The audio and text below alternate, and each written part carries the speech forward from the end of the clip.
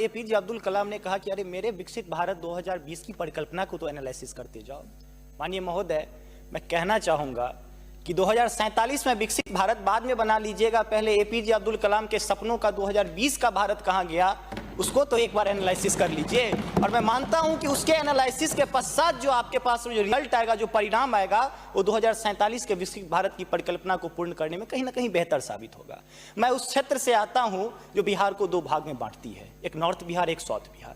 हमारा मिथिला का रीजन 6 महीने बाढ़ के पानी से ग्रसित रहता है। जब मैं राज्य सरकार से पूछता हूं तो कहते हैं कि विदेश का मामला है भैया, नेपाल पानी छोड़ देता है, मैं क्या करूं, उधर से चैना डैम बना देता है। अब तो राज्य में भी सरकार आपकी है, केंद्र में भी आपकी है, तो प्रभु कृपया कुछ तो मदद कीजिए।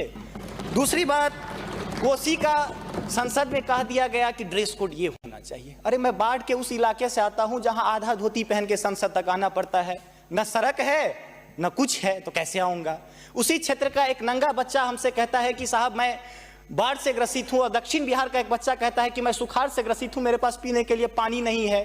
बीच वाला एरिया कहता है मैं नरसंहार से परेशान हूं। तो बिहार की एक परिभाषा बनती है कि उत्तर में बाढ़ है, दक्षिण में सुखाड़ है, बाकी जो बचा नरसंहार है, यही बिहार है।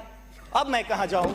तीसरी बात में आता हूं कि आपने तो राम जी को अयोध्या में लाके स्थापित कर दिया, जरा उनके ससुराल मिथिला पर भी ध्यान दीजिए। माँ सीता कब कब अग्नि परीक्षा देगी, उनके पुत्र हम कब कब अग्नि परीक्षा देते रहेंगे, हम पर भी तो थोड़ा ध्यान दीजिए प्रभु।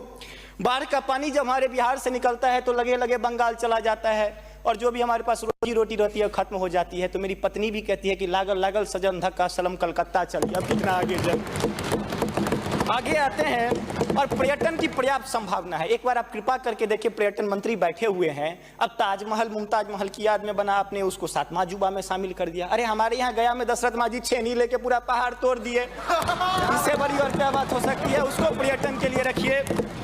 और ये जो भूखमरी, बेरोजगारी और शिक्षित राज्य की जो हम पर वो जो पीठ पर धो रहे हैं, वो हमको इसी तरह की कविता याद दिलाती है कि तू सिंह मारती गैसी, मैं कोने में दुबका बैल प्रिय, मैं पीपल सा सीधा साधा, तुम उस पे लटकी चुड़ैल प्रिय। तो ये अशिक्षा, बेरोजगारी हम पर चुड़ैल की तरह लटकी है। तो there is politics behind every politics.